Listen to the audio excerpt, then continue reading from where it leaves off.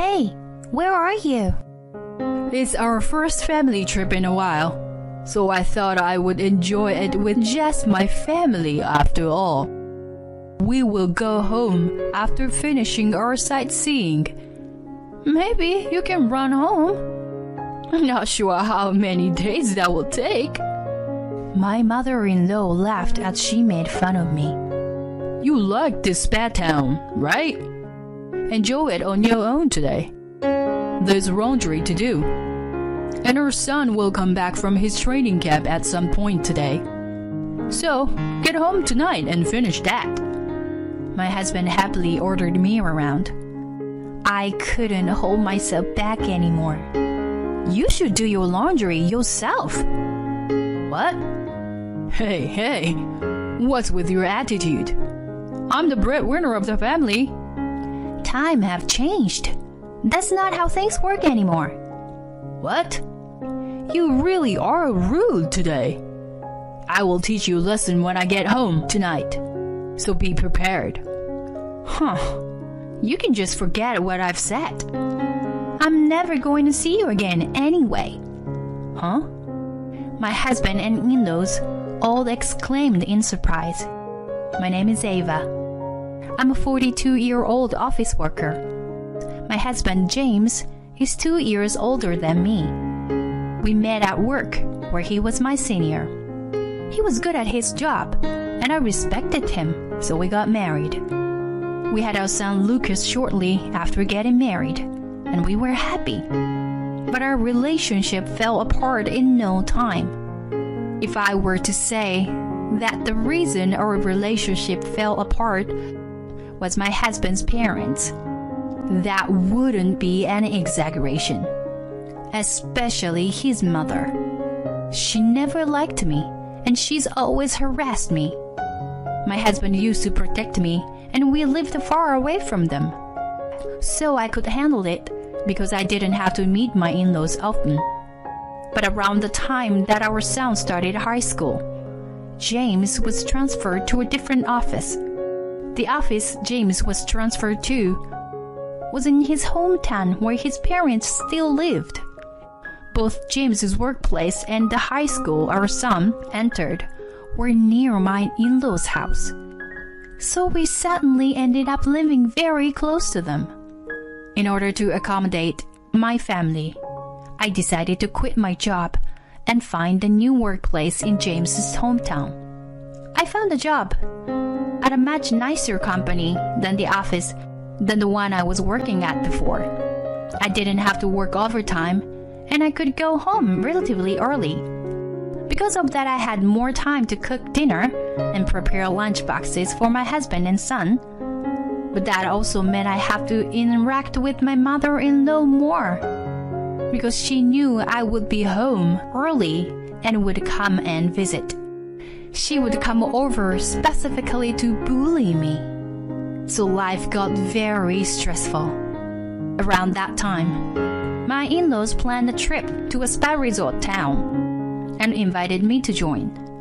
They said they wanted James, Lucas, and I to come. I asked Lucas if he was interested. I have training camp for my team, so I can't, is what he replied. He's been playing baseball since he was in middle school. And the high school he's at now has a pretty strong team that even does training camps during school breaks. Oh, really? I guess there's nothing we can do about it then. Huh? Are you really going to go? I like spas after all. Will you be okay? Lucas knew very well how his grandma treated me. He also knew that his dad had been rough with me recently as well. It seemed that he worried that something bad would happen to me. It should be okay. If something happens, I'll deal with it then. Lucas seemed to understand. The day passed, and before I knew it, it was time for the trip. About tomorrow, after you got the rental car, go and pick up Mom and Dad. James spoke to me without peeling his eyes away from the TV. What will you be doing? when I go to pick up the rental car. I'm exhausted from work, so I'll sleep in until right before we leave. You can come pick me up after you pick up my parents, right? Our home is in the direction of the resort, anyway. Recently, my husband is always like this. He forces me to do anything, which he finds annoying. I was also at work all day, and I do all the housework. I'm the one who made his lunch, and the dinner he ate just now. No matter how you look at it, I am more tired than he is.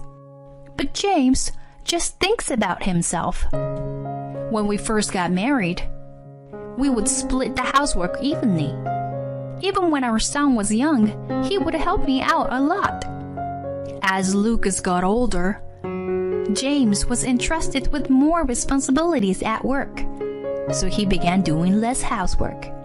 But he would still help out with cleaning or cooking on the weekends.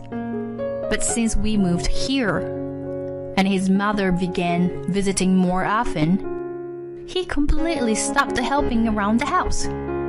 It must be because my mother-in-law would talk against me for letting him do housework. Why is James doing housework? That's the wife's job, isn't it?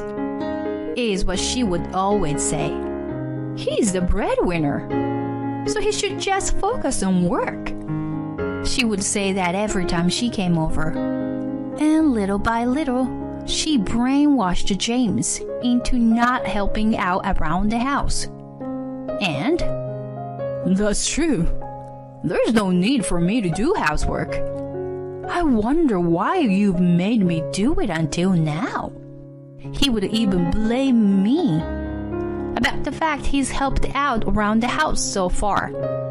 It was out of my control, and I couldn't think of any way to fix it. In a span of a few years, James drastically changed. He started having trouble at work and began lashing out at me regularly. Even if I tried to speak to him logically, he wouldn't listen. It became annoying for me. So at some point, I just stopped trying. That was the least stressful way for me to live. I considered getting a divorce. But since Lucas was going to a private high school, his tuition was expensive. And when he starts university, things will only get more expensive. I decided it would be too much for me to handle as a single parent. I decided I would just ignore James as much as possible and go along with him since he gave us money. Thinking like that has made me things less stressful. And so, I haven't felt desperate enough to get a divorce yet. The spa town we will be traveling to was one of my favorites, and I thought I could have a lot of fun on my own, while my husband and in-laws do their own thing. They probably just thought of me as a driver. But worst comes to worst to my husband, or father-in-law, could also drive sometimes.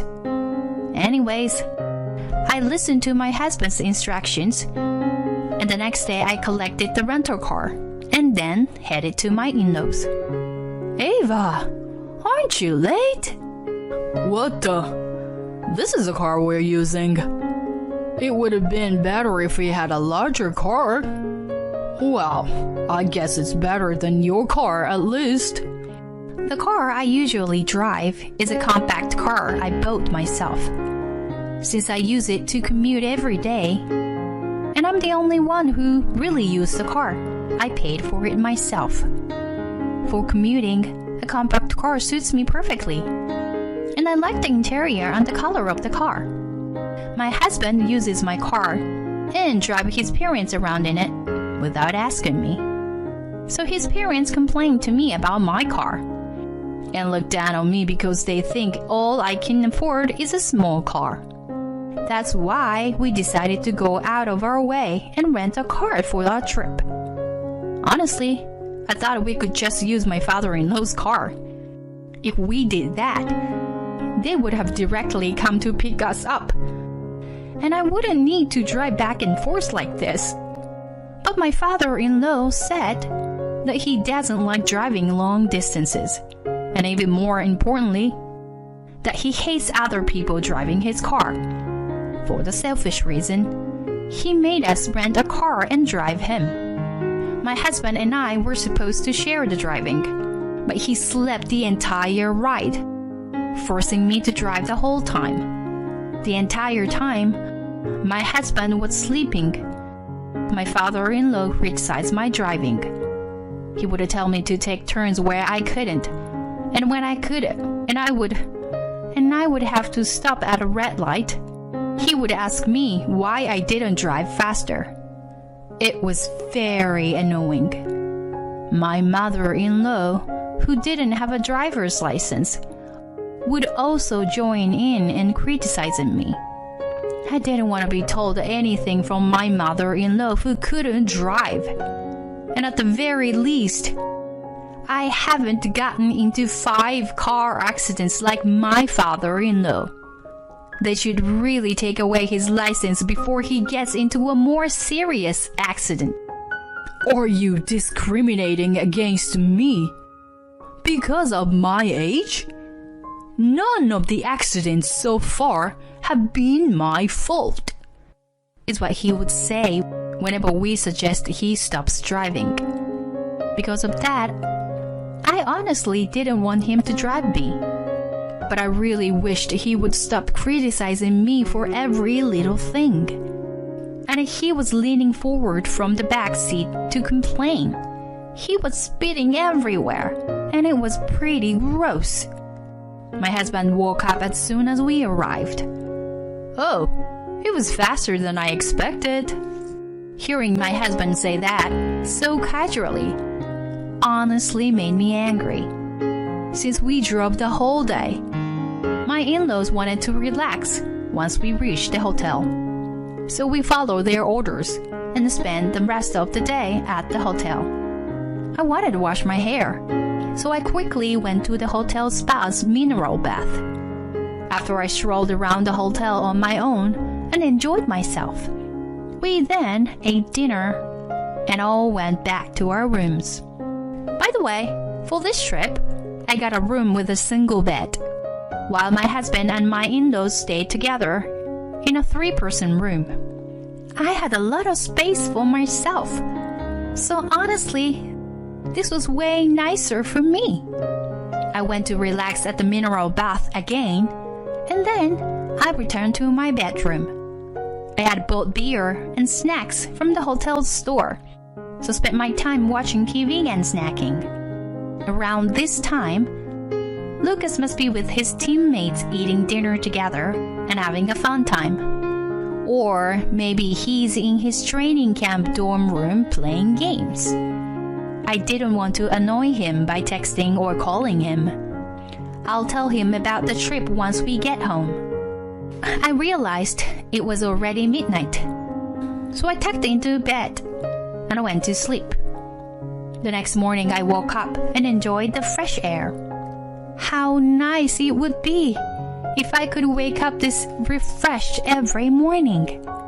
There were 2 hours until the time my in-laws said we should all gather for breakfast. It was still only 6:30 a.m. It seems I've gotten used to waking up this early to prepare lunch boxes for everyone. That's right. Since I'm here, I might as well take a relaxing morning bath. I went back to the hotel bathhouse and soaked into the hot water. The weather was nice, so the outdoor mineral bath felt amazing. I got back to my room and texted Lucas. I'm pretty sure he said he would be getting back home tonight, so he will probably be waiting for us alone until we get back. By the time I texted Lucas, gathered my luggage, and put on makeup, it was already around 8:30. I went to eat breakfast. I was supposed to eat breakfast with my in-laws and husband, so I headed to their room. But when I knocked on their door, there was no reply. Maybe they already went to the breakfast hall. I decided to head to the breakfast hall, but they weren't there either. breakfast area wasn't that big, so if they were there, I would have seen them easily. I sent James a text, but he didn't reply. Thinking it couldn't possibly be true, I spoke to the hotel receptionist and found out James and his parents had already eaten breakfast and left. They told me they were going to eat at 8:30. It seems the hotel breakfast began at 7:30, and my in-laws purposefully told me to get there at 8:30 so that they wouldn't have to eat with me. On top of that, they left me to check out and pay for them. Telling me that they would pay for the trip was a lie. I had to pay for both of our rooms. Of course, the car was gone. They wanted to leave me behind and go home on their own. At first, I was really angry. But then, I realized there was no point. If that's how they feel, fine. Relaxed, I went back to the breakfast area to eat. I rested in the hotel right until it was checkout time. Now then, what should I do next? As I was thinking this, my mother-in-law called me. Hey, where are you?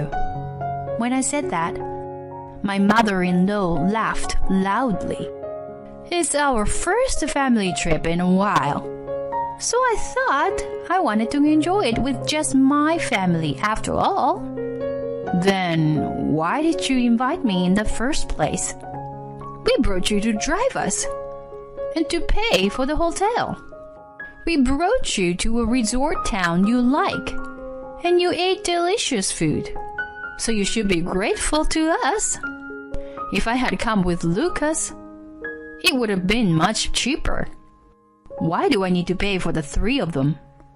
To hold back my anger, I let out a sigh. We will go home after finishing our sightseeing.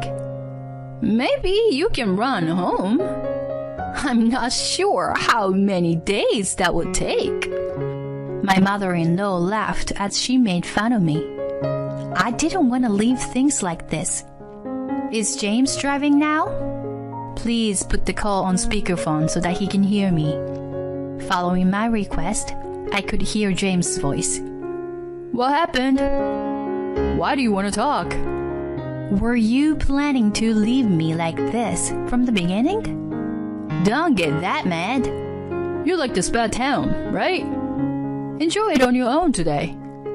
There's laundry to do, and our son will come back from his training camp at some point. So, get home tonight to finish that. My husband happily ordered me around. I couldn't hold myself back anymore. You should do your own laundry yourself. Hey. What's with your attitude? I'm the breadwinner of this family. The head of the family is telling you to relax and then come home. You should be crying out of happiness and gratitude right now. Times have changed. That's not how things work anymore. What? You really are rude today. I will teach you a lesson when I get home tonight. So be prepared. You can just forget what I've said. I am never going to see you again. Anyway. Huh? My husband and in-laws all exclaimed in surprise. I didn't see you today. So, dinner last night was the last time. What do you mean? My husband's voice was trembling. Well, I'll be divorcing you. You handed me divorce papers a year ago, right? You've changed since we moved. Around this time last year, you treated me especially coldly. One day you were so angry, you suddenly gave me divorce papers. At the time, I was worried about how I could afford Lucas' tuition, so I refused. Shortly after that moment, you apologized to me and said we shouldn't divorce. Though we carried on with our married life, I stopped trusting you. So I hired a private investigator. and I found out you were having an affair with an old classmate. It seems you met up again after we moved to your hometown. So she is a single mother with a daughter in middle school. At the time, you probably considered breaking up with me and marrying her. But she turned down the idea of getting married again. Then, you realized that if we divorced, then you would have been alone. And you would have been stuck paying childcare. So it wouldn't have been beneficial for you. Anyway, you make me do all the housework. So life with me is easier than being alone. Basically, from that point on, you considered me your servant. But that's fine. I just stayed with you for your money anyway. I hid away the proof I had from the private investigator to use in case something happened. The affair of yours might be over now, but since less than a year has passed since I found out, I can still use it against you. As I spoke, I could hear how shocked my in-laws were. They didn't seem to know about James's affair. I added one more thing and surprised my in-laws even more. I know you've been demoted and don't have a high of a salary anymore, but I don't care. I won't have mercy when it comes to the alimony you owe me. My in-laws once again exclaimed in surprise. Good of you to act so important when you and I are make the same salary. I earn the same money as you, but I also make lunch for you and Lucas and cook everyone dinner. You were demoted and only do easy work at the office. So don't you find it embarrassing to always act tired and call yourself the family breadwinner? He was silent as I kept rubbing salt into his wound. The only reason I stayed married to you was Lucas' tuition. But I found out. But as a single mother, I can get support from his school. My parents will help me too. So I don't need you. You'll be paying me alimony and child support anyway. Even if I have less money, I'd rather live a stress-free and happy life without you. I'll be submitting the divorce papers, so enjoy your trip with your parents. My in-laws yelled out my name in a panic. It seemed like James wanted to say something, but I hung up the phone. I got onto the local bus and rode to the train station. From there, I took the express train home, feeling refreshed from having told James everything I wanted to say. I ate lunch and had a beer in the train. The timing of the bus and train was good, so I made it home before evening. I found the divorce forms and submitted to the city hall. I'm glad James had already signed them a year ago. As I was packing my things, Lucas returned home. Oh, you're back early? Why are you alone? I needed to tell you what happened. If you were getting a divorce, I'm coming with you. Lucas didn't seem very upset or shocked. Well, he's already a high school sophomore. He must have understood that his father and I were having issues. Let me pack my stuff too. He went to his room to pack. I had called my parents while I was in the train, so they came with their car, and Lucas loaded all of our stuff. Being in the baseball team really had made him strong and dependable. He was so different from his father.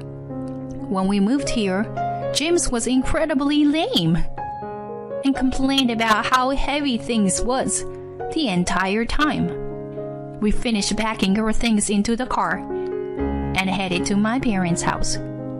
James and his parents had called countless times, so I finally called back when we made it to my parents' house. Finally! Hey, why didn't you pick up the phone until now? I'm the one who decides when I pick up the phone. Shut up! I won't divorce you. No matter what you say, we're strangers now. Huh? You already signed the divorce papers a year ago, and I submitted them. No way. I'll be claiming alimony and child support from you. If you want to discuss that, please talk to my lawyer. Wait! Ava, think this over. It's true that I betrayed you once. Because you're the only woman in my life now. I will take care of you again. Hearing what James said was so gross. I felt like throwing up what I had eaten for lunch. How stupid are you? What? I have no love left for you anymore. Why don't you try hooking up with your ex-lover again? It seems like she's remarried though, so I don't think you had much luck. Huh? James seemed shocked. It seems that if he couldn't remarry me, he planned to going back to his ex-lover. Why men are so simple-minded? I found out she had remarried when I contacted her about receiving compensation from her. James's ex-lover had told me she was fine with paying alimony. She just wanted me to keep things secret so that she could live peacefully with her new husband. She seemed very sorry for what she had done, so I let her get away with just paying the compensation. Anyway, I would need it for Lucas' tuition. I received alimony and compensation from James. It seemed that he couldn't pay it with his salary and savings alone, so he had to ask his parents for help. My ex-in-laws were incredibly shocked. Their son would do something like this. They're just as dumb as him. But they also deserve to be punished, so this is good. After everything was resolved, I rented an apartment for Lucas and I to live in. Even after we began living just the two of us, Lucas continued to grow into a fine young man. Today, my parents and I went to watch one of his baseball games.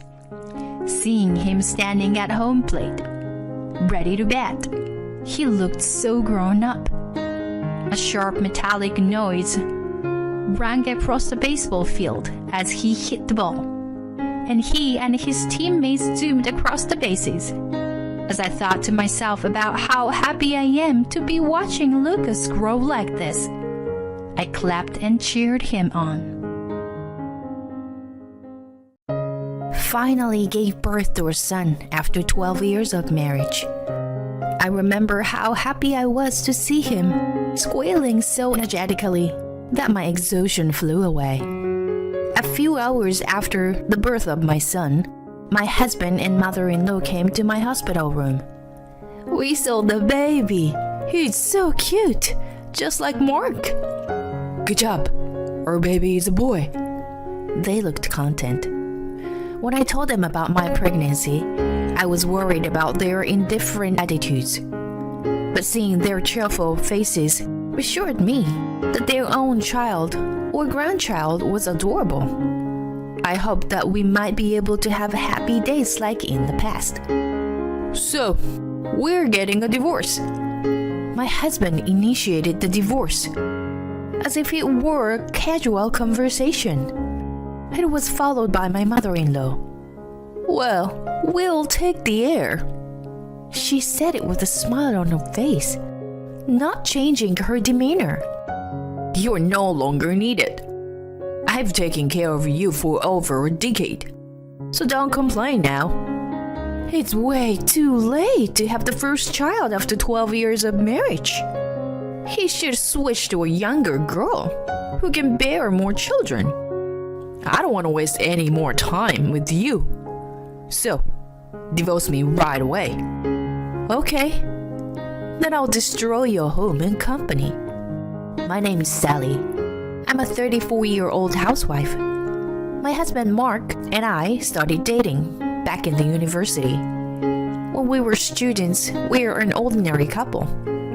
I thought he was just like me, from an ordinary family.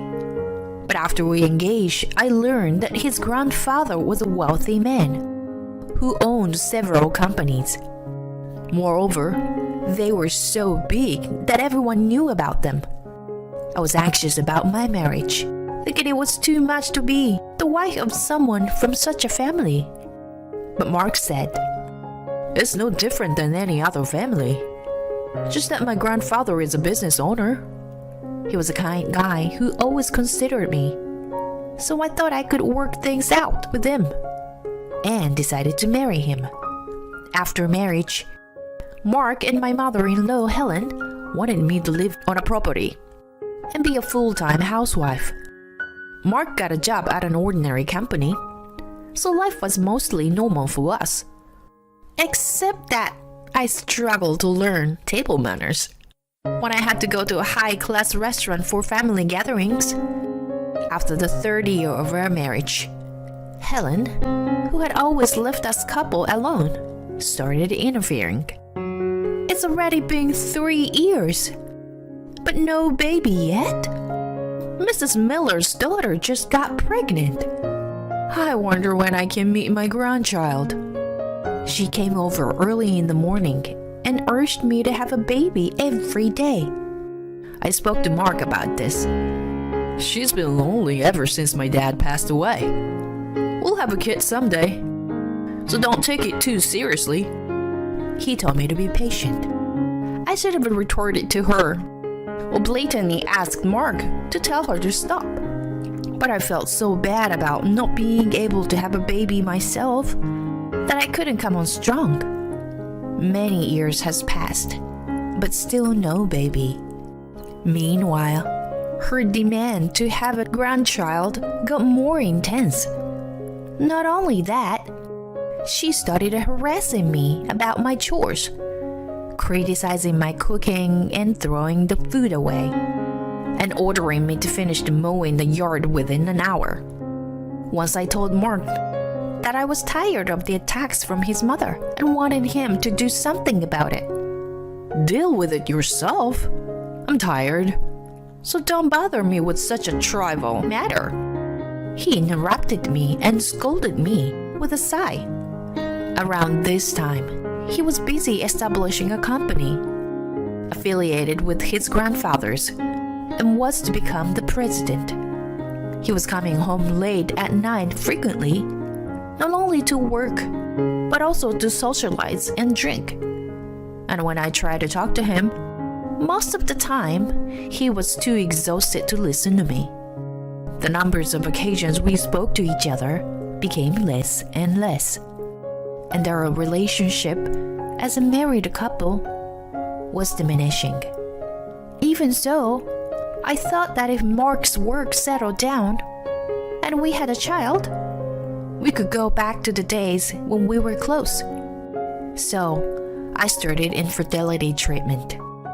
During the treatment, I often felt tired and couldn't do what I wanted. And I was also anxious that I wouldn't be able to have a child. It was mentally and physically exhausting. But I somehow managed to hang on, dreaming of a happy life for our family. As a result, we were finally able to have a child after 12 years of marriage. When the doctor told me I was pregnant, I wanted to jump up and down for joy. I called Mark right away. "Are you busy? Sorry to bother you.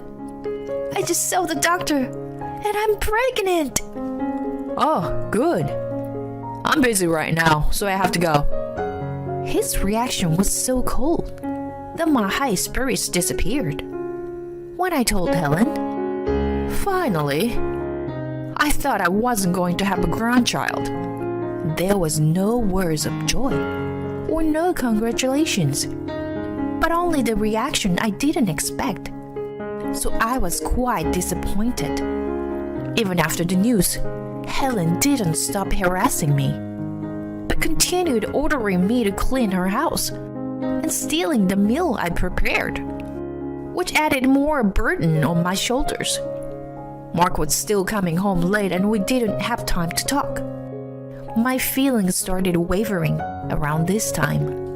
Should I get a divorce? But we might reconcile after the baby is born.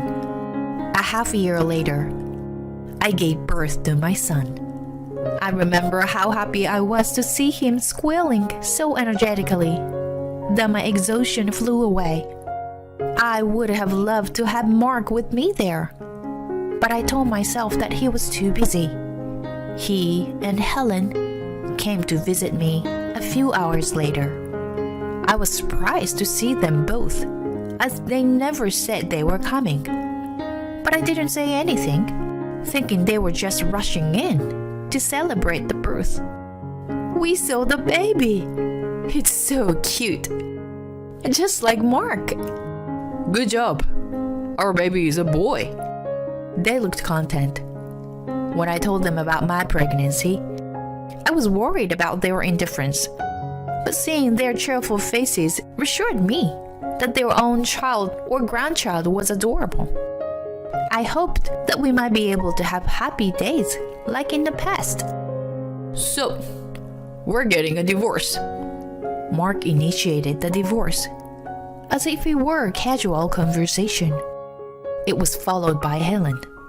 We'll take the air. She said it with a smile on her face, not changing her demeanor. What are you talking about? I just gave birth to your son. And you're talking about a divorce? You are no longer needed. I've taken care of you for over a decade, so don't complain now. It's way too late to have the first child after 12 years of marriage. I can't expect to have more grandkids from someone over 30, like you. You should switch to a prettier and younger girl who can bear more children. My mouth was agape from such a shock, and they thought I was incapable to fight back. They continued with their selfish claim. I guess you'll be struggle to make ends meet after being a housewife for over 10 years. I'll be lenient with the child support. You can thank us for raising your son later. He's a precious heir. When they finished talking, they walked out of the room with satisfied looks on their faces. All I could think about was how to make him regret his decision. In my quiet hospital room, not once did I consider avoiding a divorce, which convinced me that my love for him was gone. After my mind was made up, I called my parents and asked them to pick me up upon my discharge. I assumed my son would be taken away from me if I returned home. I didn't want to worry my parents more than necessary, so I simply informed them that I was getting a divorce. I sent a text to Mark and Helen that I wasn't well and was going to stay with my parents for a while. Helen replied with complaints, but Mark simply wrote back, okay.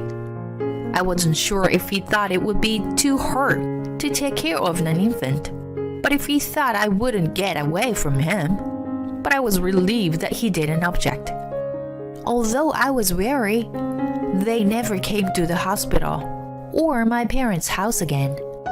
While my mother was taking care of my son, I decided to call my grandfather-in-law to retaliate against Mark. I knew it was bracing on me to rely on him, but to weaken Mark and Helen's position with an extended family, and to get me a lawyer, I decided it was necessary. It was my very first time calling him, so I was anxious while the phone was ringing. When he answered my call, I told him about what happened during my pregnancy and what I had been told by them right after I gave birth. I also forwarded the nasty messages I received from Helen and hinted to him that Mark probably had a mistress, from the way she mentioned switching to a younger girl. He couldn't make a decision based on my story alone, so he was going to investigate and then call me back on another day. I received a call from him a week later. From his investigation, he found that Mark had been cheating on me for 3 years, and Helen had been telling people that I had run away and she was raising her grandson. My grandfather-in-law sounded stoic, but I could feel his quiet rage vibrating through the phone. To gather more evidence of adultery, I found a private detective to tell Mark, and my grandfather-in-law referred me to a seasoned lawyer. The more and more evidence of infidelity came out. His mistress was a gentle-looking girl in her early 20s. There were pictures of Mark going into her apartment, of him happily arm in arm with her, and of them going into our house together. There was a picture of the girl chatting with my mother-in-law, so she must have known about the affair. I was ready to retaliate. When my health was back to normal, Mark and I decided to discuss our divorce. We met in the meeting room at his company. Mark and Helen were already seated when I showed up with my lawyer. "Where's my grandson? You never let me see him since his birth." Helen grimaced at me. "He's with my parents." "You are too clumsy and not the best at raising a child. So give him to me now." "You hide in your parents' house and bring a lawyer with you?" "I was going to let you go without child support and alimony. But if you're willing to fight, I'll be thorough, too." "What do you mean by alimony?" "I'm going to take over my grandfather's company one day. And yet, I took care of a childless woman for over a decade. So it wouldn't be worth it if I didn't get alimony." Mark sneered, and my lawyer looked at him coldly. "I wonder which one of us would end up paying alimony." "Huh. Look who's talking." "Helen, let me check again. I'm having a hard time having kids, and I'm not getting any younger. So you want Mark to marry a younger girl?" "Right. You're not so bright and have no awareness of what kind of family you married into. We need a healthy, obedient, childbearing bride. Do you agree with her, Mark?" "Sure. I don't want to waste any more time with you. Let's divorce as fast as we can." Both of them said exactly what I wanted them to say, which made me grin. "Okay, I'm glad to hear that. Now I'm going to destroy you and your company." "Huh? Huh?" They rolled their eyes at each other and then burst out in laughter. "You? Who do you think you are so succeed doing such a thing?" "His company is affiliated with his grandfather. You were born and raised in a poor family. There's no way you could do that." They continued to mock me for a while. "Well, let's have a look at these first." I presented them with dozens of pictures on the table. Both of them immediately shut off their laugh and became serious when they saw them. "So, what have they got to do with us? You may be mistaken. This woman is my friend from the university, and I was just being consulted about her career." "I see.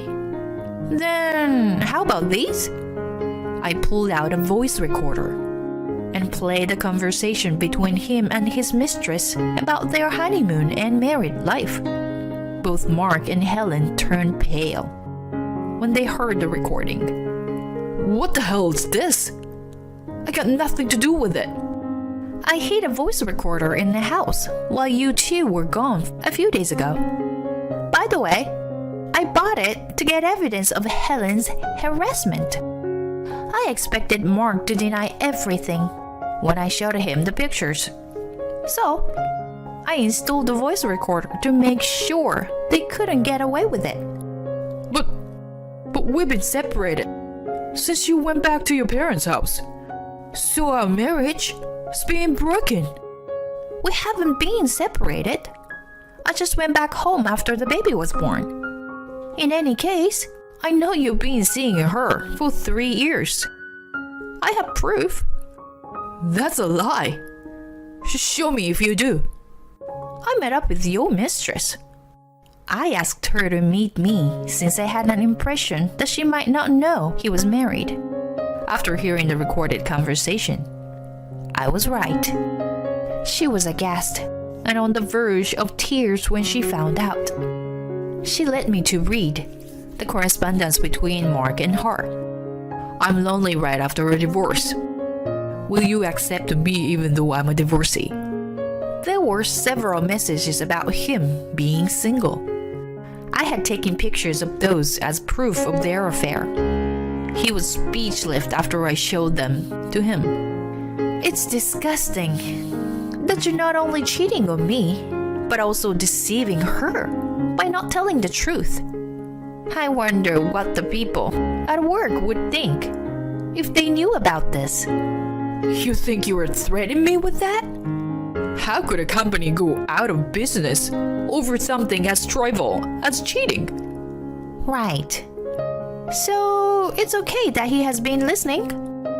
I showed him a screen on my phone, which had been on the line with my grandfather-in-law. Mark and Helen suddenly looked agitated and couldn't say anything other than, "No, wait. He's too busy to join us here." But he was concerned about me, so he has listening over the phone. He also helped me to get the evidence of your adultery. As soon as Mark heard me, he fell to the floor. I am very sorry. This is just a small marital dispute. When he started excusing, his grandfather scolded. A man who failed a woman he promised to protect wasn't capable of running a company. He said he was going to discipline Mark later and hang up the phone.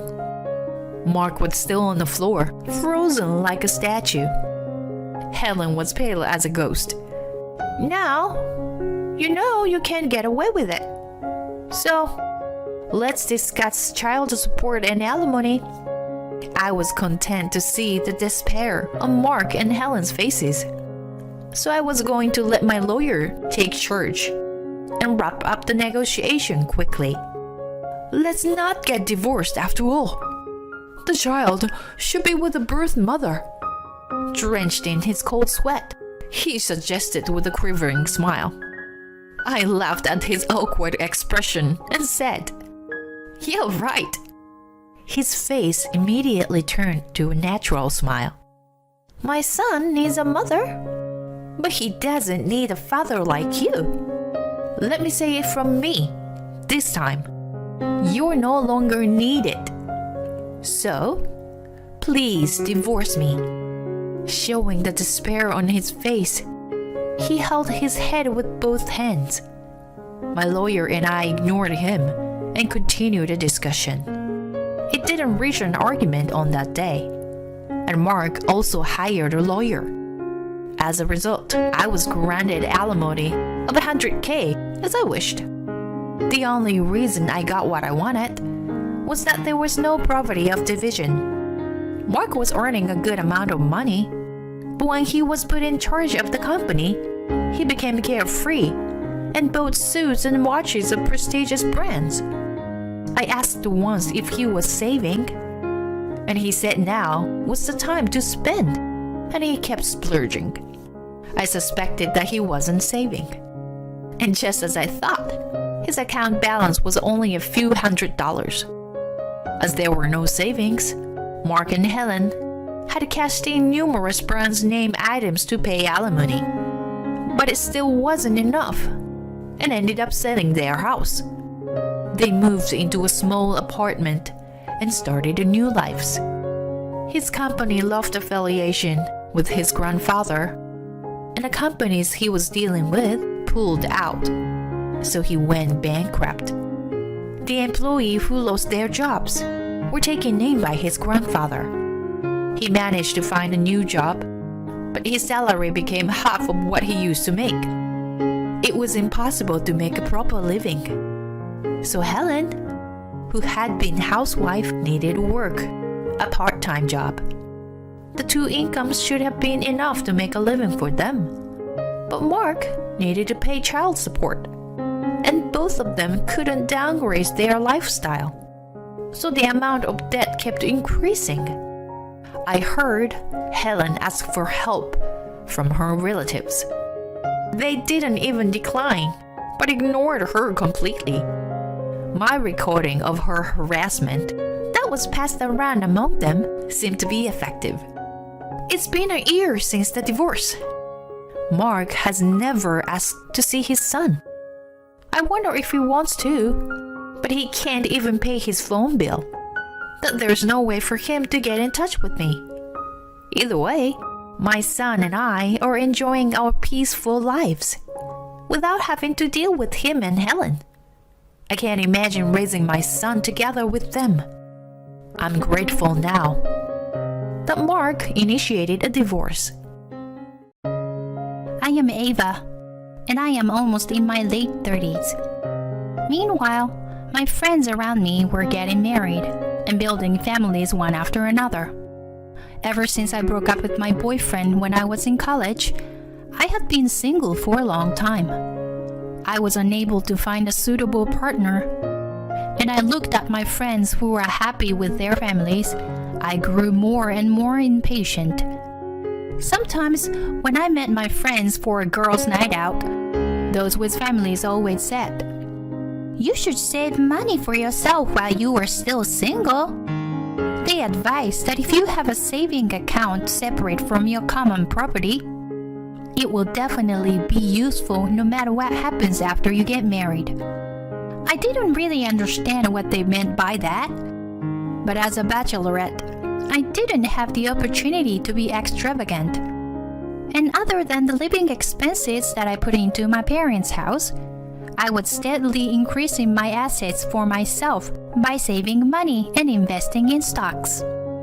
I then finally decided to get married. Jacob works in sales for one of my business partners. As a receptionist, I often saw him coming and going within the company. As we greeted each other, we naturally began to have casual conversations, which led to a deep relationship. It wasn't long before we were ready to get married. My married life with my husband was very peaceful, and I felt very safe when I was with him. I felt a little bit awkward about getting married in my late 30s, but my husband was already in his 40s. I promised myself that I would cherish the time we spent together for the rest of our lives. However, this carefree life did not last long. The happy days soon faded away. The biggest culprit was my mother-in-law, Lily.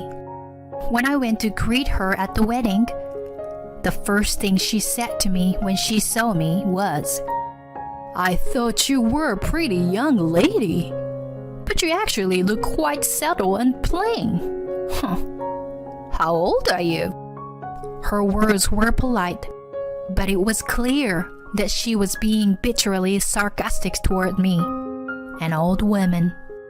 "I'm 37. "Really? And this is your first marriage? You are not being punished too severely, are you? Do you have children?" "No, nothing like that. Because I have never been married before. I wondered if that was the right way to turn things around.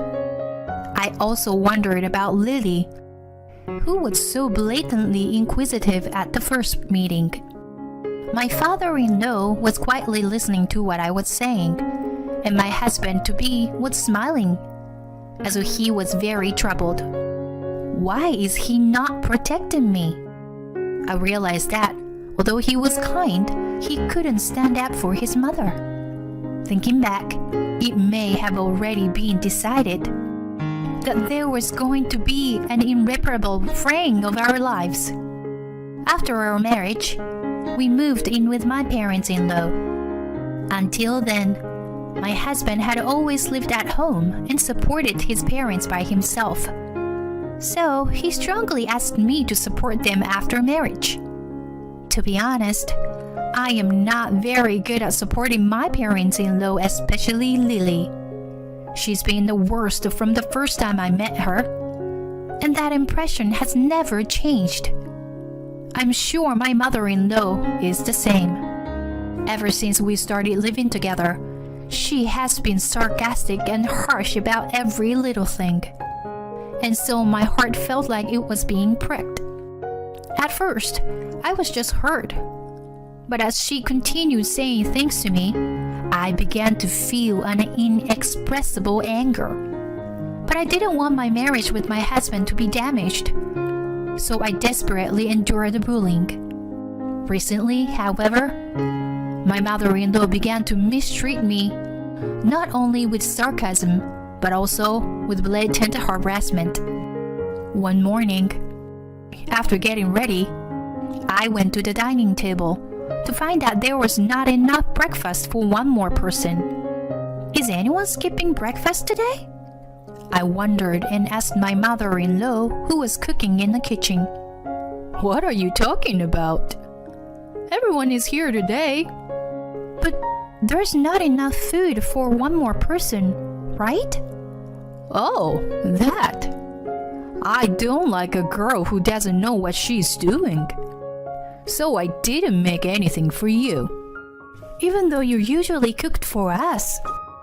You are my daughter-in-law, aren't you?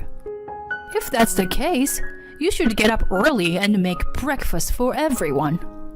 What kind of nerve do you have to leave it to me alone? I'm not going to cook for you from now on. Go eat on your own. It should be easy for you because you only have to cook for yourself, right? I'd been so lenient with you. My mother-in-law says this and makes breakfast just for my father-in-law and my husband, ignoring me at all costs. She even prepared a lavish box lunch for them. But obviously, I am the one who married into this family. So perhaps I should be more active in the housework. Even if she said some mean things to me, she'd been preparing meals for me so far. So my mother-in-law is not a bad person. That's what I told myself. However, after that, my mother-in-law's harassment of me escalated. One Sunday, my mother-in-law told me that she was going to meet her friend for the first time in a long time, and she was very excited the night before. When I woke up in the morning, she was already gone. And to be honest, I was relieved that Lily, who was always mean to me, was not there. The house was very quiet with my husband and father-in-law. I prepared lunch for the three of us. I wondered what time my mother-in-law would be home. I wondered if she would come home for dinner. I didn't hear from her until after 4 p.m. So I decided to cook only for the three of us who were at home at the time. And then decided to prepare dinner for my mother-in-law later. And when dinner was prepared, and the three of us were sitting around the table, I heard my mother-in-law's voice saying, "I'm home more happily than usual. I had so much fun today. It's so nice to see friends, isn't it? I bought souvenirs for everyone." My mother-in-law came into the living room, hurriedly saying so. Then looked at the dining table and suddenly became grumpy. "Did I ask you to prepare dinner?" "No, I didn't hear from you, so I thought you might be coming home late and prepare dinner. I thought I'd prepare dinner for you later." As I was stumbling over my words, my mother-in-law became angry. "Since I went out today, I was going to buy a lot of delicious delicacies from the department store. See? I bought all this food, and yet it's all for nothing. Get rid of all those food you made, even if they have an expiration date. Your food is so bad that it's not even edible to begin with. Put yourself in the shoes of your husband and father-in-law who were forced to eat such bad food. Here, put everything down the sink." My mother-in-law's forcefulness pushed me, my husband, and my father-in-law to take the dinner that we had laid out on the table to the sink. Oh, but you don't have any of the side dish, do you? So please eat the meal you had made. I'm glad you didn't let all the food go to waste. I couldn't help but feel angry at her words. But it would be very strange to get angry at this point. I tried my best to control my anger and decided to eat my meal alone behind the kitchen table. At the dining table, my mother-in-law was enjoying herself. This is bean curry tofu from famous Chinese restaurant, and this is from a famous chef. She was explaining to them about the food she had bought. She must have had a lot of shopping at the department store. They listened to her seeming completely uninterested, and she didn't even notice that they were looking a bit bored. I felt a little sorry for my mother-in-law, but as I was listening to her from the kitchen, I got flabbergasted when I saw her outfit. Isn't that the new dress I had bought to wear on our next company trip? I couldn't stand still, so I ran out of the room. Lily? My mother-in-law looked at me with a surprised face. That's my dress, isn't it? Why are you wearing it? Oh, I wanted to wear a new dress since I was going to meet a friend. I looked around and found just the right one. I'm sorry, I didn't know it was yours. I knew it was a lie. She knew it was mine, and she had deliberately worn it without permission. I was looking forward to going out in my new dress, and then she took it away from me so easily. Moreover, this dress was the perfect size for me. But when my mother-in-law put it on, her flabby belly was visible. I guess she is basically the type of person who doesn't care about what she wears as long as she can wear it. I don't know what people think of her outside the house, but I can't forgive her for ruining my new dress. Besides, that bag she's using was also mine, isn't it? I realized even more. The bag that my mother-in-law used to bring back souvenirs. It was also a branded bag that I had used with care. How could she use someone else's property without permission? Does this person have no common sense? You know what? I was going to do a lot of shopping today, so I thought a large bag would be good. I found just the right one, so I used this. Was this yours too? Then I'm sorry. My mother-in-law was so hateful to me. My anger had already reached its peak. This was not the first time my mother-in-law had taken my personal belongings without my permission. In the past, she had taken my watch, which was given to me by my mother. And she also traveled with my father-in-law, using the ticket that I was going to give to my parents as a present. There were many other incidents. After remembering all of this, I started to feel like I didn't care anymore. I'd been trying to keep my mouth shut and bear it because I don't want to ruin our family. But now, I have no choice but to take it out on her. But aren't you being a little too rebellious today? You only live here like a worm that eats on her own dime. So don't make a big fuss when I borrow something from you. If you have problem with me, you can leave any time you want. My mother-in-law said firmly. With those words, I felt something snap inside me. Yes, next week. I'll get everything done by next week. Having made up my mind, I then took a longer bath than usual that day to cleanse myself. The week that followed felt like a long time.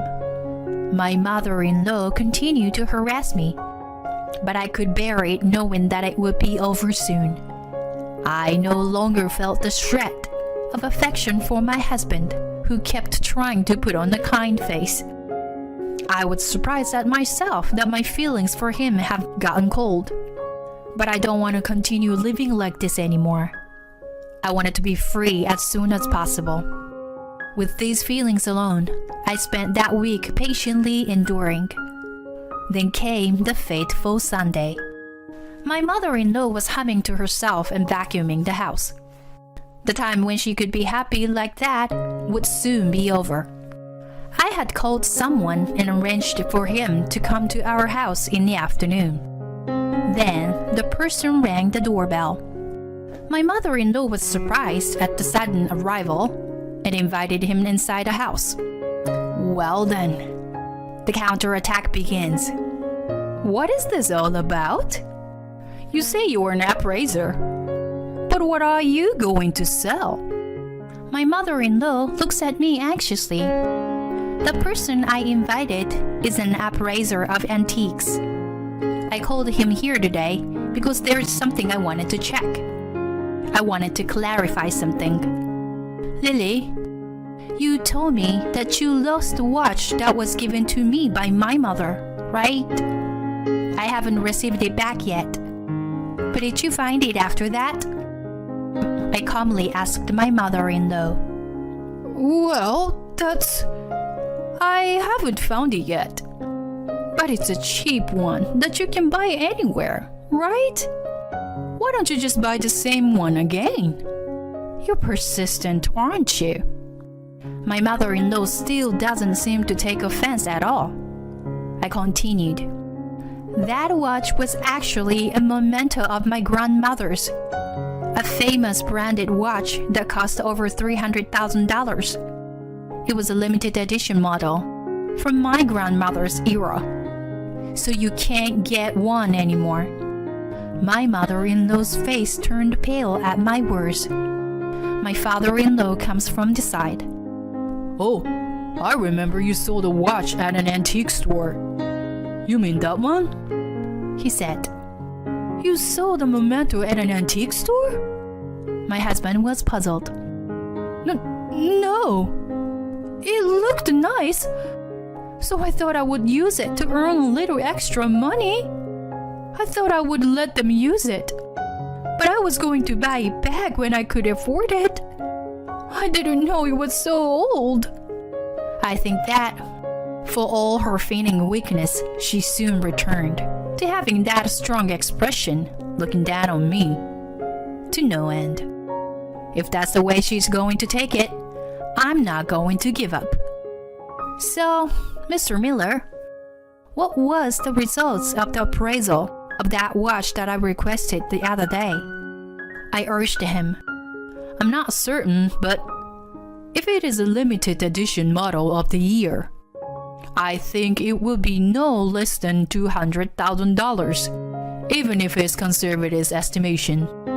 The appraiser said so clearly. What? My mother-in-law was surprised with her mouth open. What? I can't believe you sold such a valuable item without permission. My husband was also surprised. He had noticed that my mother-in-law was taking my personal belongings as she pleased. But my husband had pretended to ignore it until now. Still, I can't forgive him for that even now. But it's a watch. I didn't have much, so if I could use it to bring in some money, it would be my last act of filial piety. I said quietly. The last one? My husband was surprised. I feel sorry for you. Though you were not to blame. I don't want to live with you anymore.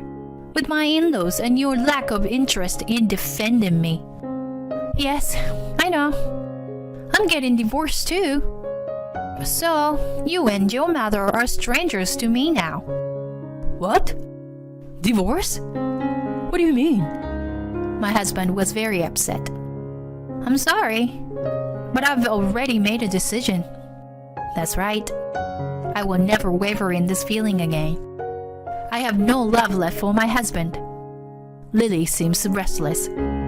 She seems unmoved at all that she had sold off the watch. I can't believe that watch was worth that much. If I buy it back now, I wonder if I can sell it for more. My mother-in-law is not afraid to talk nonsense like that. I doubt her nerve to say such a thing even after all this time. You said you were getting a divorce, didn't you? If that's the case, give us a little more money for taking care of your living expenses until now. Again, with the money talk. I was really fed up. Oh, okay. Can I send it as a check? How much do you want? My mother-in-law seemed to be surprised when I answered without hesitation. A check? I don't care how much it is. To be honest, I have more than enough assets, so I'm not troubled by money at all. Assets? Where in the world did you get those assets? That's none of your business. Thank you for all the help you've given me. Goodbye. I said that, and the appraiser and I quickly left the house. I would never cross the threshold of this house again. I felt really refreshed. In the week since I decided I was ready to get divorced, I first organized my personal belongings. As a friend had told me a long time ago, I have over $300,000 in assets from savings and stock investments in my name that I made before I got married. In the event of divorce, common property is usually divided with the husband. But since it's all my personal assets, it's handled differently. With this much money, even if I can't marry anyone in the future, I will have enough money to live on my own until retirement. You should save money while you are still single. I didn't really understand that. But now that I got married and divorced, I am really glad that I have my own assets. On the advice of a friend, I started investing in index funds. The initial amount of saving was small, but it increased it to $5,000 per month. The $60,000 per year I accumulated has been growing rapidly, supported by the strong economy and compound interest calculations. It has been 15 years since I was a bachelorette. My steady investment in mutual funds has paid off, and I have amassed a large fortune. My ex-husband and in-laws had no choice but to continue living in the house after I was gone. I heard that my ex-mother-in-law's harassment and bullying of me had become a rumor in the neighborhood, and she was very unhappy because she could no longer get along with them. My ex-husband was labeled as someone whose wife immediately ran away, just when he had finally got married, because he was too weak to stand up to his parents and take care of his wife. I think he will probably continue to pursue marriage, but honestly, I think it will be difficult. Marriage is not a goal, but a new start in life. I strongly felt that this time. I thought that since I got married in my late 30s, all I had to do was to spend the rest of my life peacefully. But I never thought that I would have such a turbulent married life. But that is exactly why I am determined to meet my true life partner, with whom I can overcome the good times and the bad times together. Until I meet such a match someday, I will be on my own again for the time being. I will continue to steadily increase my assets to live on my own. Oh my, you, a daughter-in-law, aren't my family. My mother-in-law Susan declared in a restaurant on our vacation. I told you this is a family trip. Of course there's no seat for you here. Did you really think you were a part of this family? You have such a thick skin. Don't you consider yourself a part of us, you hag? You bring shame. You can't even be a servant. I was the one who organized this fall trip, while she was just blubbering about what she wanted. And I was below a servant? Whatever, I don't want to join you guys anyway. I stood up from my seat. I was very much looking forward to this trip. I never imagined it would turn out this way. But then my mother-in-law, who was supposed to enjoy the trip, ended up crying later on. She was about to get bitten by karma in a foreign country. My name is Kathy. I'm an ordinary working wife. My husband Mike and I dated in university, and it's been 5 years since we got married right after our graduation. We've been together for about 9 years, including our university years. When you are with someone for that long, you start seeing the faults of the other. It wasn't like we were going through a rough patch, but we definitely lost passion for each other. At the beginning of our relationship, Mike always tried to be courteous. After marriage, he considered chores as women's jobs. He repeated shower, dinner, and sleep on weekdays after returning from work, and he lounged around, playing games all day on weekends. I had a job as well, so I wanted him to be more helpful. We often had arguments over the subject at the beginning of our marriage. After a while, I had given up. I'd even come to believe that it was less efficient to have poor help. I suppose all the couples were more or less like us. The world may have been doing its best to promote gender equality, but if you looked at it on a family level, I doubted that such a thing was going to permeate for decades to come. Anyway, Mike's laziness was only a minor problem. There was a much bigger issue. Susan, my mother-in-law. She didn't live with us, but often called and visited us at home. If she meant to spend quality time with us, it would have been appreciated, but not even once she tried. She came for only one reason: to ask me to do some bothersome tasks for her. For example, government-related procedures, arranging trips that I wasn't going, and an invitation to a thorough cleaning day at her house. I had to clean her AC, bathroom, kitchen, and so on. I wasn't there to help, but was made to do everything by myself.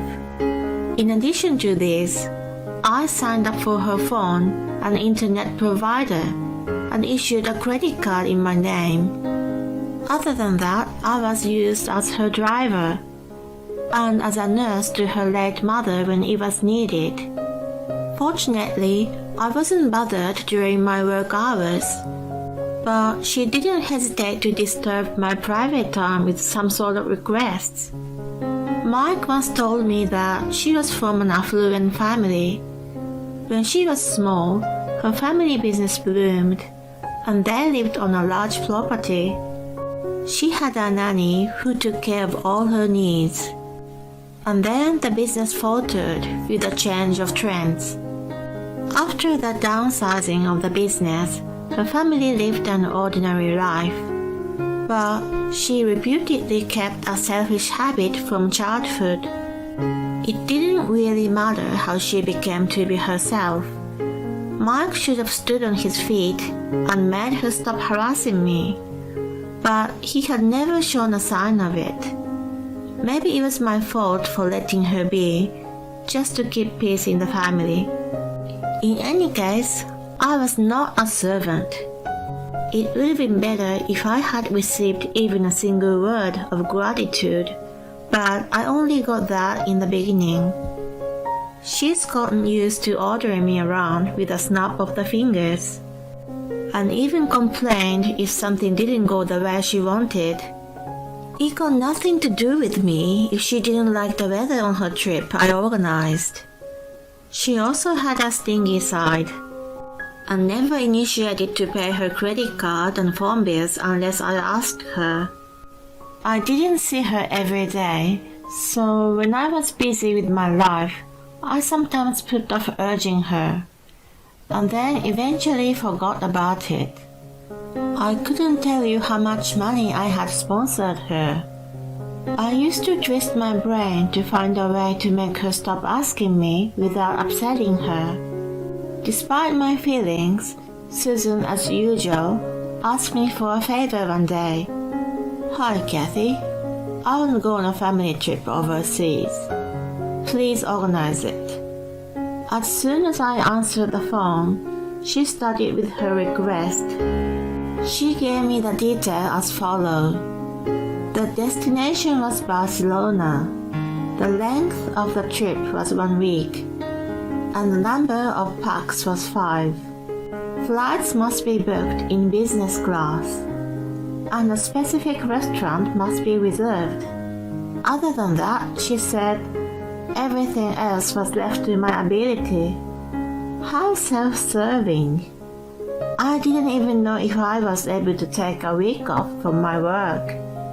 Even if I did, what about Mike? You know, it's a bit last minute. I don't know if Mike and I can get days off from work. To which she replied with totally unexpected comments. Why should you get approval for a family trip from your company? Mike's okay with it anyway.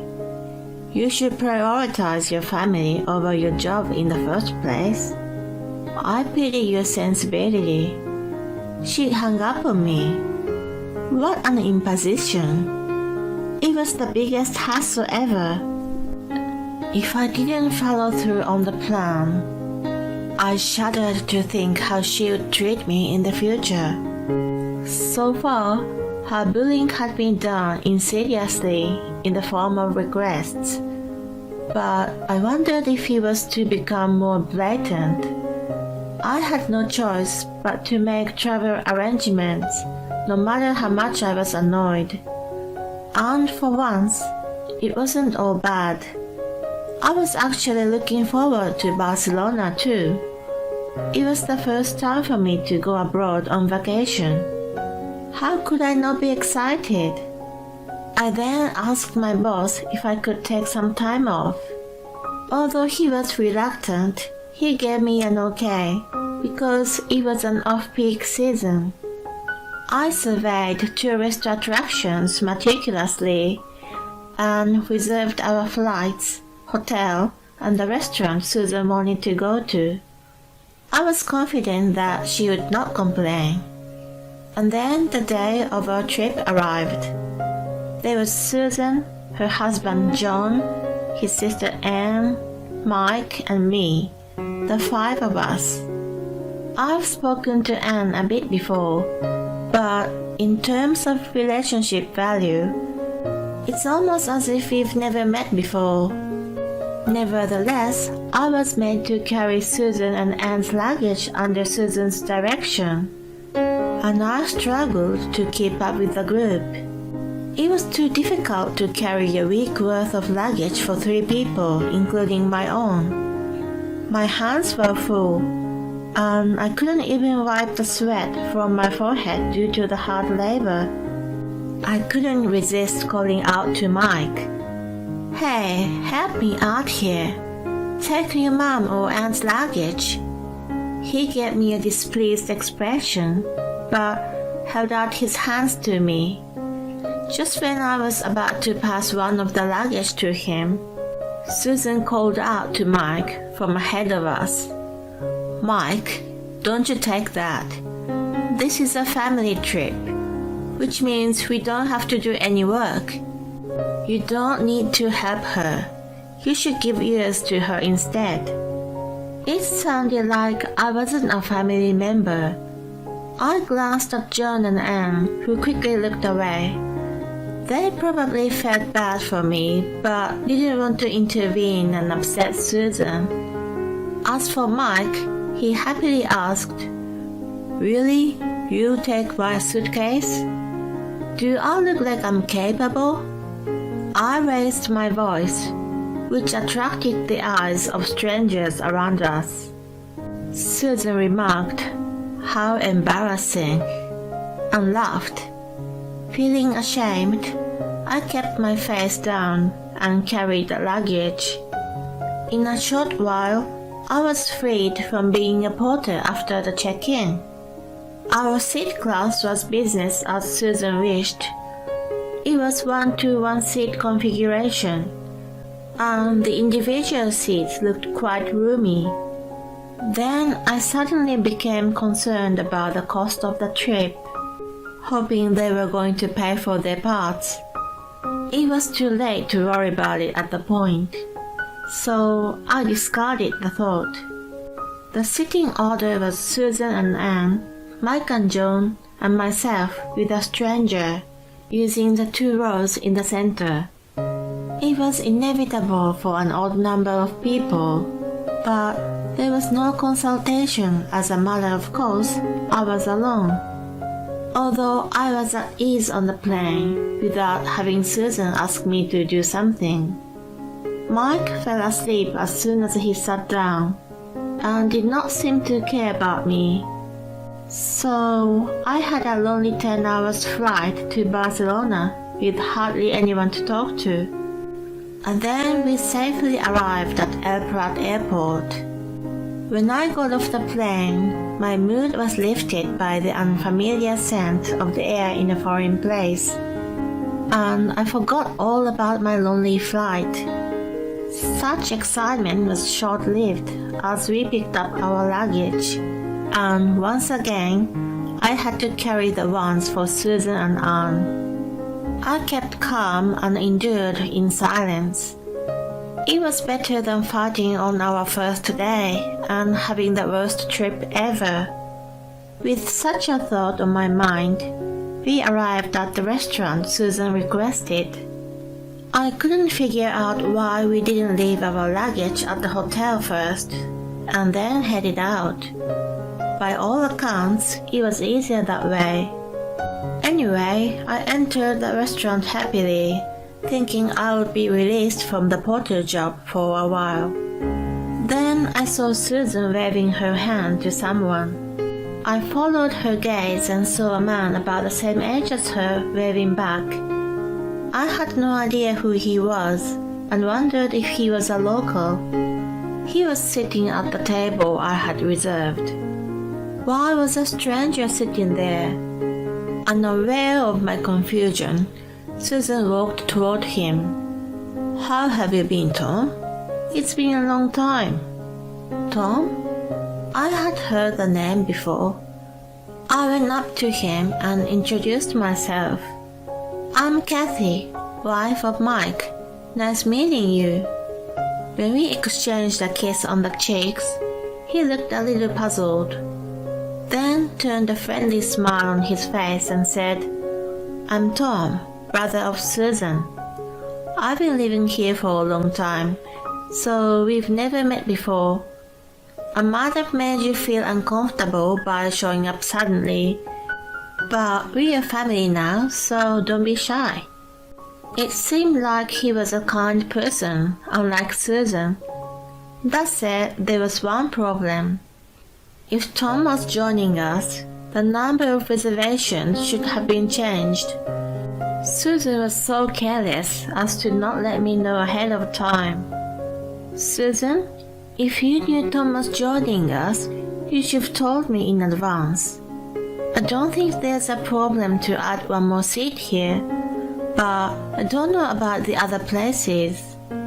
She looked puzzled for a moment. "Why do you need to change the number?" she innocently asked. I didn't think I said something strange. I worried that she was showing a symptom of dementia, because there are you, John, Tom, Anne, Mike, and me, the 6 of us. Before I could say anything else, Susan made a face that said, "Got it. You see, we don't need to change them. We got enough seats. I told you this is a family trip. Of course there's no seat for you here. Did you really think you were a part of this family? You have such thick skin. Don't you consider yourself part of us, you hag? You bring us shame. You're just a guide. You can't even be a servant. What? Did she just say I was in her family? I had done everything she asked me to do.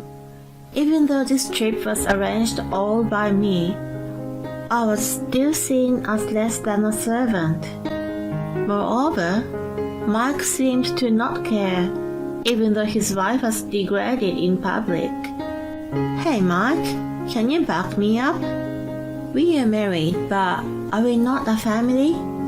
He frowned as if to say he didn't want to be involved in this. Of course, you and I are our family, but the relationship between you and my mom isn't really so.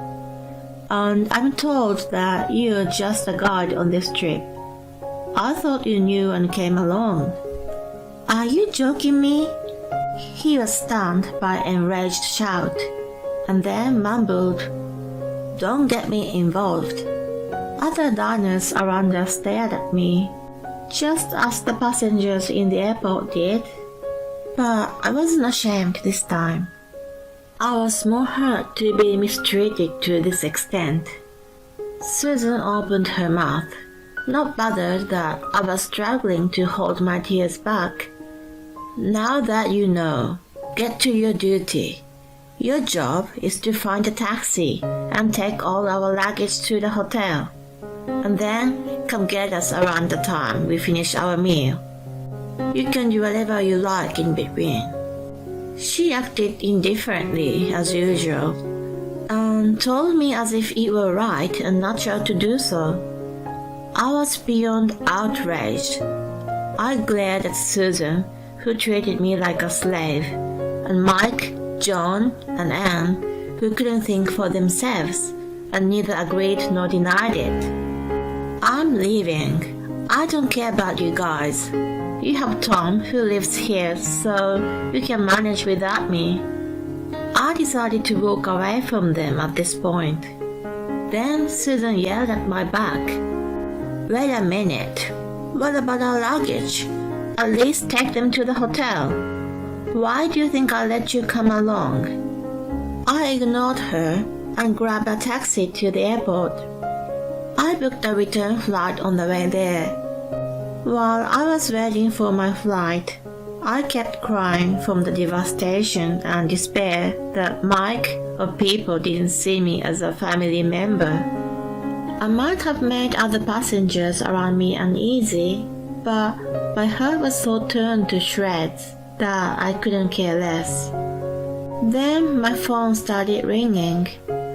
I wasn't in no mood to talk to anyone, so I didn't check who was calling. But the phone didn't stop ringing for a long time. When I finally picked up, it was Mike.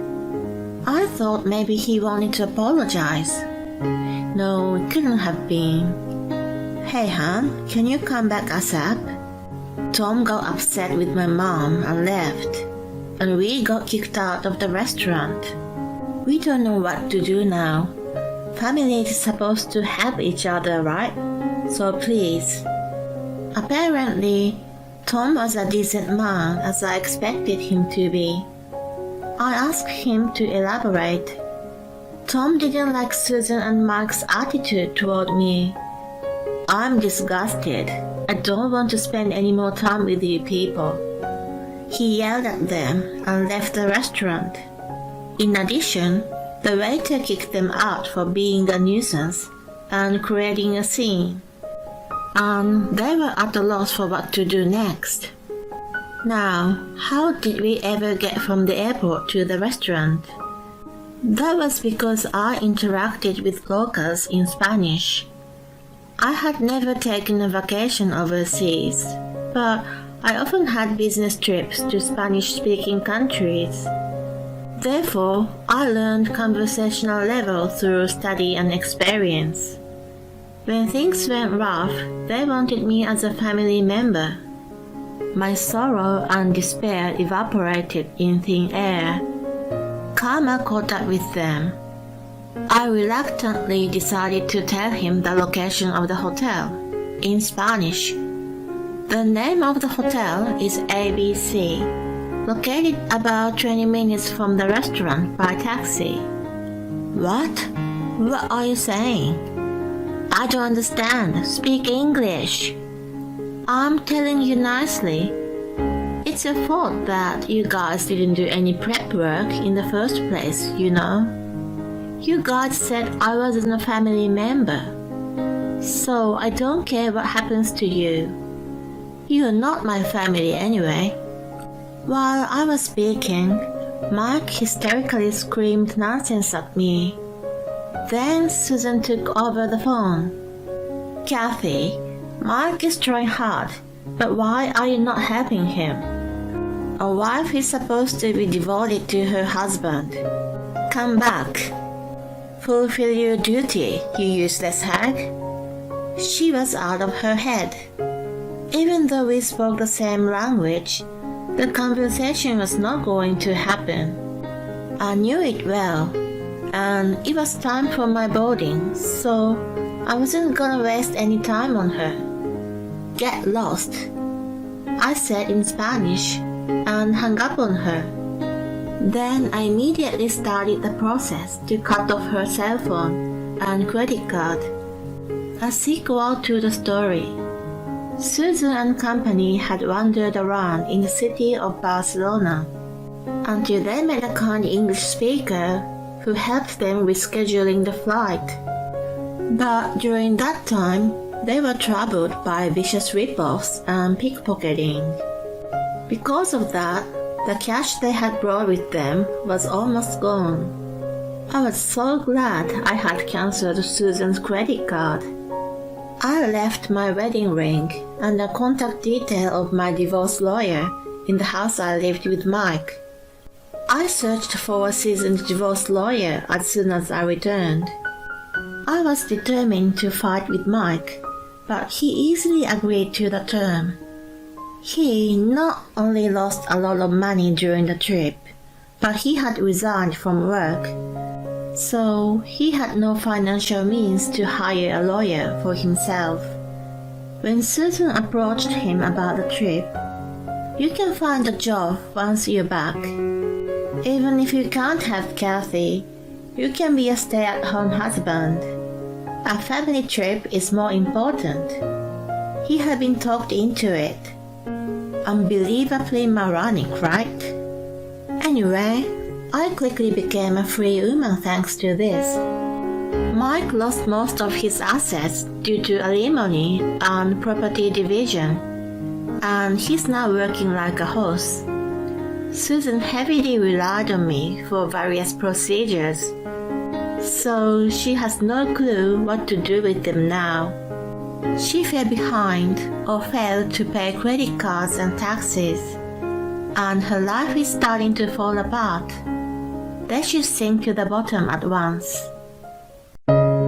My name is Annie, 47 years old.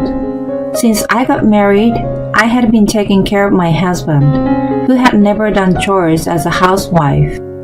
I met John, who was turning 50 this year, at the hospital I worked. It was a common story, our nurse-patient relationship. When his discharge was announced, he asked me out. He was good-looking and well-spoken and knew how to treat a woman. I was still naive back then and immediately fell for him. We had smooth sailing into the marriage afterward. Unfortunately, we weren't blessed with children, and our conversation diminished later in the marriage. But we still went out for special dinners to celebrate birthdays and anniversary. We weren't lovey-dovey, but an ordinarily middle-aged couple. Again? I sighed disapprovingly in the kitchen. John had been coming home late these few months. He often went to work on weekends too, so our barely existing couple time was becoming non-existent. I stared at an empty notification on my phone. He looked tech-savvy, but he was actually lagged behind and used a senior phone, which of course had messaging apps, email, and call functions. He didn't even have a Nokia before, but he willingly decided to get a smartphone, saying it must have been inconvenient for me. He wanted to master the phone, so he was training himself even in the bathroom for the first 6 months. Considering that it was a waste of the phone if he didn't use it for the purpose. Not hearing from him didn't mean I could go ahead and finish my dinner. He would have no doubt said, "Where's my dinner?" On the other hand, if I prepared food, "I already had dinner." It was a dilemma. I didn't mean to complain to a husband who came home exhausted from work. It was just a bit sad to have the leftover for my lunch the next day when I cooked it for him with love and care. One day, I got into our car to go shopping. It was normally used as John's private property, which he took to work on weekdays and sometimes on weekends, so I rarely had a chance to drive it. He was unusually at home that day. While he was still sleeping, I planned to drive a supermarket that was having a big sale far out of town. I switched on the navigation and was stunned to see the list of histories. What the heck? Cafe Kitty and Sunrise Aquarium? Wait a minute, I've never been to those places. Moreover, it had been a month since I was in the car last time. I felt the cold sweat running down on my spine. When I found many other histories that didn't sound work-related, I breathed in deep to calm myself down. I took a picture of the screen with my trembling hands. It was 8 a.m. John had come back wasted from a business entertainment at around 1 a.m. He was still in his deep slumber, snoring away. It was the only chance. I liked watching crime dramas, and my favorite characters were crime scene investigators. I pretended to be one and bent over to check under the seats and trash meticulously. I found a long string of curly brown hair and a tiny gold earring in a crack in the seat. Yes, secured, not my hair. I kept my hair short, which was easier to take care of, and John and I didn't have our ears pierced. I felt too anxious to drive, so I canceled shopping. Once I returned inside the house, I started cooking like nothing ever happened. It had been 20 years since I became a housewife. I normally prepared 2 types of breakfast: ironed John's shirts and handkerchief, polished his leather shoes every night, and cooked a healthy dinner and etc. I had mastered everything he wished me to do, yet he betrayed me. I was humiliated and didn't want to believe it. A short while later, John got up. "Morning. Which one would you like, a smoothie bowl or eggs and bacon?" "I had too much to drink last night, so I will have a smoothie bowl." I left a newspaper on a dining table. I served breakfast in front of him, who was reading the papers with a TV noise in the background. I go through the trouble of preparing 2 different meals. What a nice wife I was. It was a usual breakfast scene. I sat down across from him, pretending to be calm. Can I borrow the car today? I want to go to a supermarket out of town for the big sale."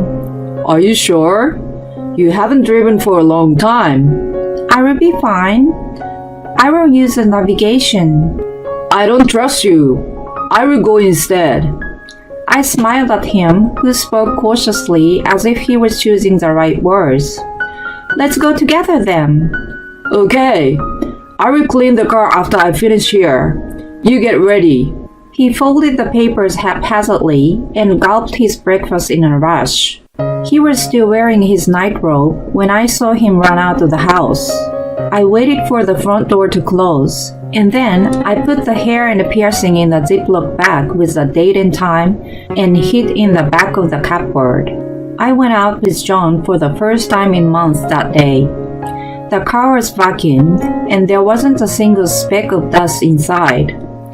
When I started the navigation, the history had been deleted. I thought to myself that I would let it go this time for not having enough evidence, but there wasn't going to be a second time. I glared at John, who was strangely nice to me in my mind. Things were peaceful for the next few weeks until my birthday. It was when the unexpected happened. John was going to get off of work early, and we were supposed to have dinner together. I booked a French in the mall at 8:30 tonight. Don't be late, I reminded him while preparing breakfast, but he gave me a half-hearted groan. Maybe he didn't get enough sleep from coming home late again last night. Since the shopping day, he must have reflected on himself because he started letting me know when he was going to be late. Thanks to that, I stopped having a dilemma about his dinner, but the lateness remained the same. It made me concerned about his health from overwork. I dressed up for the occasion and went out to the restaurant at night. It was located about 15 minutes by taxi, and it was at the quiet corner on the upper floor of the mall. I was seated in the back by the large window looking out to the parking lot. I texted John and then ordered an aperitif. He didn't reply to my text. After 30 minutes of waiting, I finally called him. When he answered after ringing for a while, he sounded bothered. Yeah, what's up? Hey, where are you? I texted that I was waiting for you at the restaurant. Oh yeah, my bad. I'm slumped at work and can't make it. What? What do you mean? You always got off on time for special occasions. You could have let me know earlier if you couldn't make it. He clicked his tongue as if to say celebrating his wife's birthday was a nuisance. I didn't even have time to do that. I'm working. Unlike you, who is at home doing whatever you like. Anyway, I can't leave tonight. Cancel the dinner. Got it? Bye. Wait a minute. When I was about to hold him back, he had already hung up on me. It wasn't any day but my birthday. As I gave in, I called my waiter to explain the mishap and told him that I would pay for the pre-booked course. He kindly suggested having dinner alone and just paying for myself. As I contemplated, my phone pinged with a text from John. Did you cancel? I was upset with a one-line text without an apology. I sent back a bitter reply. Yeah, just your part. Then I turned to the waiter. I will take up on your suggestion, please. Even if I went back home now, there was nothing to eat. Since it was a hump day, the restaurant was only half full. I decided to enjoy my birthday French dinner alone in quiet. I even planned to post my complaints and pictures on social media then. I had been just looking through it almost every day, but that's how it was supposed to be used. John had no interest or knowledge in social media, and it was frustrating sometimes, but I was glad then he was not good at IT in general. I enjoyed a beautiful course, tasting every bite and swallowing down with my frustration. I stared out of the window with tipsy eyes, just looking at the cars in the parking. Then I saw a familiar one among them, John's car. A stranger walked toward it. I was totally stunned by what my eyes saw in the next few seconds. An elegantly dressed young woman with an unmatched supermarket echo bag and long curly hair got in the car so naturally. The alcohol in me evaporated in a second. I scurried to record on my phone, but it was too late. The car drove away in the opposite direction from our home. There was a strip of bars and an old bowling alley in that direction, and also a motel. My anger started to simmer. It was a moment that turned what had been vague to clear. My phone got a ping. John wrote, I will be back in 2 hours. No need for dinner. It was a familiar message, but since I caught the scene, it just angered me even more. I should have made him sorry the other day. It was my fault for giving him a benefit of doubt. I quickly paid my bill and got in a taxi to home. I tried to call John several times, but he never picked up. I texted him to come home soon, and as soon as I got back in the house, I threw my phone on the sofa. I waited for a while for him. Then he finally showed up carrying his usual demeanor and passed me a supermarket echo bag. Hey, sorry to miss the dinner. This is for you." Inside a big bag, there was a piece of cake with a discounted price tag.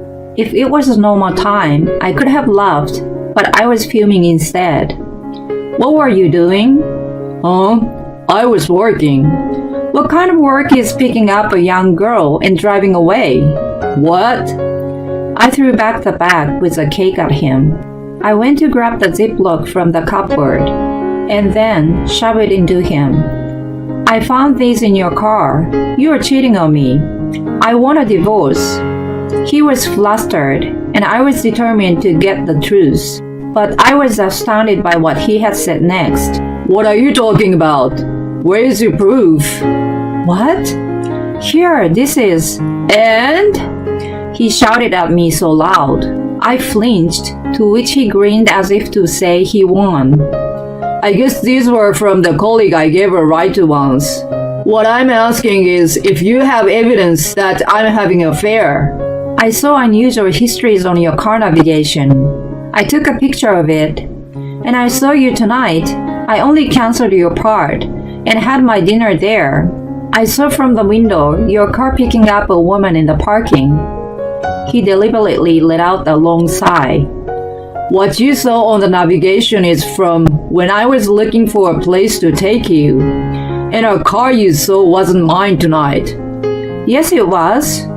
"Show me your proof. If you insist, you must have a picture." "No." The moment I hesitated, he punched a wall. "You get hysterical and accuse me of cheating when I'm so tired from work, and even disregard me for doing the least I can do. How can you be like that without concrete evidence? You should be ashamed of yourself." His outburst left me speechless. Seeing me stunned, he sat back on the sofa as if he was done with it. "I'm not giving you a divorce. I want to take a bath. Get to it now. You better not forget to polish my shoes too." "Fine." I knew it was pointless to argue with him. As soon as I turned my back to him, I heard his chuckles. The 20 years we got built together were falling apart. At the same time, my feelings toward John were freezing. I could only feel my anger and frustration. I carried out the tasks he had demanded in silence, and then, when he had fallen asleep, I packed basic things, took a spare key to the car, and left the house. It was dawn when I got to my parents' house. I explained my situation to them, who welcomed me back without a question. A few hours after I arrived, John called me. "You, where are you? You're the worst wife, just taking off like that. It wouldn't have happened if you weren't having an affair. Drop it. I'm not divorcing you. Come back now. You are supposed to take care of me for the rest of your life." Something in me exploded. I was just a useful servant to him. His servant called the affair, but she wasn't supposed to meddle with it. If he didn't want to come out clean, then I had a plan. I was going to make him regret not owning up to his responsibility. "Okay, I will get a lawyer. You will hear from him soon." I hung up before he could say anything. I wasn't gonna let him get away with it easily at this point. It made no sense to not demand alimony for adultery. I squeezed my phone tightly and called an office of a private detective. The day of the arbitration arrived a few weeks later. Of course, I had prepared well with my lawyer for this. John, on the other hand, was going to present himself. It was a great turn of the event for me. He must have thought that he could easily pressure me to submit to him like the other day, but I wasn't going to let that happen. I knew how well-spoken he was than anyone else. The arbitrator wasn't supposed to be influenced, but who knew if John wasn't going to try? I gladly accepted to face him. He showed up looking quite disheveled at the meeting. His shirt and pants were wrinkled, and shoes were unpolished. It seems his mistress wasn't good at chores as I expected. The second he noticed me, he called out my name desperately and blubbered his love to me. Living alone must have gotten to his head. It was such a performance of his life. The arbitrator was astounded and watched him for a little while. When I knocked her with a cough, she finally silenced John. She asked me to present first, but it was John who opened his mouth. I quietly stopped her, who tried to quiet him. He declared his love and his faithfulness to me. He never cheated, was in love with me, and we always celebrated our anniversary over a special dinner. John's tearful plea was mixed with fact, which made it sound somehow realistic. I was quite annoyed. When the arbitrator finished with John, she turned to me. Now, can you please present your case? There was untruth in John's claim, his adultery. I had done the best I could to take care of him. His adultery is a betrayal. I asked for a divorce, that's all. I told you I never cheated on you. You better prove it. He really wanted to see the evidence. I was ready to give them to him. Firstly, please take a look at this. This is a picture of the car navigation histories that gave me suspicion in the first place. It's a print out of the picture. I also found a string of hair and piercing in the car on the same day, and John smirked at the evidence as the arbitrator wasn't looking at him. I opened my PC and faced the screen toward the arbitrator and John. This is a social media account of John's mistress. Huh? It seems like he has hidden his marital status from her, so she has been posting every outing with him. John's smirk disappeared. The arbitrator stretched her arms toward my PC. May I? Sure, please. The arbitrator scrolled the page as she inspected the posts. It was just a lucky guess. I realized that most of the car navigation histories was a photogenic spot. I thought there might be pictures of John and his mistress in the background and searched social media with a little hope.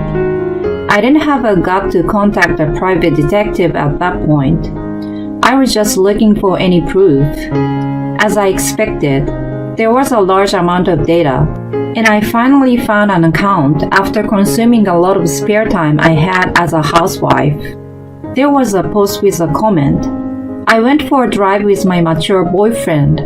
I'm sad to lose my piercing though. Let me know if someone finds it. She considerately uploaded a picture of the same piercing I had found in the car.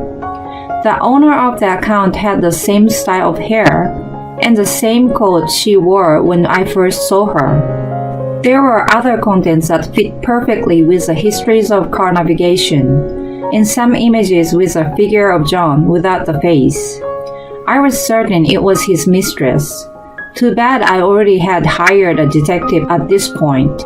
Well, the moment I found this, I immediately informed him. The arbitrator looked at John coldly. This is not an affair. It's strictly a business relationship on my side.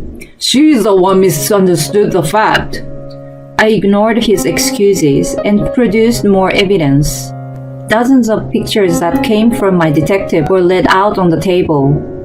John didn't need to excuse himself anymore after I left, so he seemed to take the opportunity to spread his wings. I heard it was so easy to take pictures of them, such as going into a motel room, visiting his mistress at her house, and taking her into our home. Most of all, there was one picture that caught my eye. I mumbled, "Wolf," and showed the image. A 50-year-old middle-aged man with a collar and leash was ecstatically worked by a young woman in a park. The arbitrator clearly showed her disgust. Every time John rushed to grab the nighttime walk photo, I retrieved another one taken from various angles. I looked into his eyes and said, "Wolf, Wolf, stop it! They're not for your entertainment." So should I send these to your office? No! Wait! And now, here's another one. If I may comment, you shouldn't use the car as a motel room. I showed the result of a lab test. I gave the spare key to my detective, and had him swap the seats in the car. As expected, there were bodily fluids that validated his adultery. Or do you guys like to drive around without your underwear?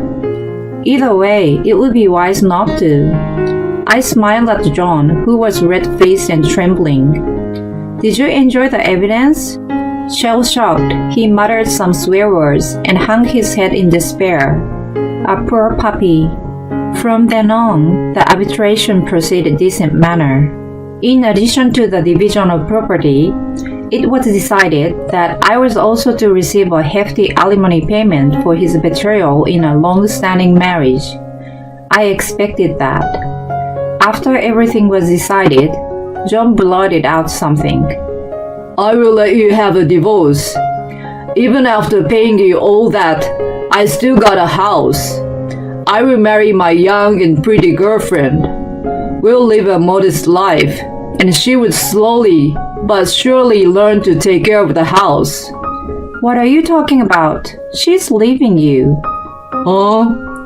When she posted about the relationship on the social media, it's obvious that she is dating you without knowing you're married.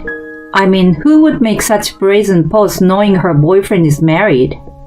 Her contact information was easily obtained on social media. I reached out to her through the detective before arbitration. She was told by John that he had a girlfriend he wanted to leave and had no idea he was married. He just wanted to show off to the public. My mature boyfriend is hot and confirm her status in society. Well, if she knew the truth, she wouldn't have posted on social media. But that didn't change the fact that she tried to steal a guy from another woman. She said she was going to spread the fact on her social media, and also, she wasn't going to see you again. No way! The arbitrator then said, We are done here. I shook hands with her and walked out of the room, leaving a pale-faced John. I heard about John and his mistress from my private detective later on. Instead of getting sympathy from her followers, she was bashed about her adultery when the truth came out. People close to her also found out, and it became too uncomfortable to stay at work anymore. No one knew where she moved to, but her previous apartment suddenly became empty. John couldn't come up with a sum for alimony and spousal support after all, so he sold the house and moved to a small apartment. As a result of never helping with housework, his life was disheveled, his appearance became filthy, and the smell of garbage leaked out of his apartment. As a result, his colleagues stayed away from him, and his bosses were disgusted that he was demoted and moved to a dark corner of the office. From what I had heard, it sounded like he'd be working even after his retirement. As for me, I managed to find a job in a small hospital near my parents' house. Having 20 years of blank on the job is huge. Although I struggle with the latest equipment, I'm blessed with kind colleagues, and I'm living a fulfilling life. The alimony was used to renovate my parents' house for their future. I'm supposed to inherit it anyway. Above all, my parents, who are getting older, will have a difficult time if it remains as is. It's an old single-story house, but my parents were overjoyed when the interior was redecorated and became cozier. The cost of the private investigation had reduced my savings, but I don't regret it. I can still work hard and make money again. I want to buy a car for the convenience of commuting and shopping when I save up enough money. Of course, if I have a boyfriend in the future, I won't use the car for anything other than its intended purpose.